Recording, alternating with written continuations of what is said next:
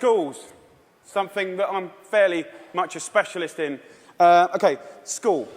So what is school? Who invented it? What's the purpose of school? School was always invented to arm us with the tools to make us creative, be able to do wonderful things, make us earn a living, etc., etc., etc. You know, it's been kind of in this sort of tight box for a long, long time, okay? But we haven't really evolved it to deal with the health catastrophes of America, okay?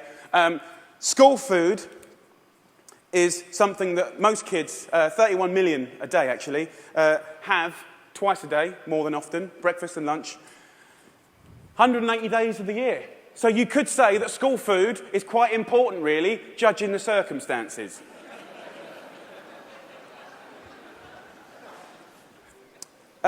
Before I crack into my rant, which I'm sure you're waiting for,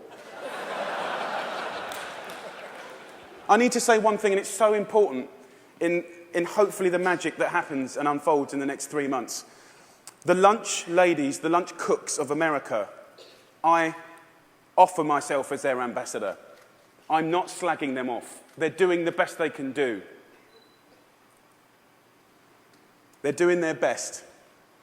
But they're doing what they're told, and what they're being told to do is wrong. The system is highly run by accountants. There's not enough or any food knowledgeable people in the business. There's a problem. If you're not a food expert and you've got tight budgets and it's getting tighter, then you can't be creative. You can't duck and dive and write different things around things. If you're an accountant and a box ticker, the only thing you can do in these circumstances is buy cheaper shit. Now, the reality is the food that your kids get every day is fast food. It's highly processed. There's not enough fresh food in there at all. You know, the amount of additives, E-numbers, ingredients, you wouldn't believe. There's not enough veggies at all. French fries are considered a vegetable. Pizza for breakfast. They don't even get given crockery. Knives and forks, no, they're too dangerous.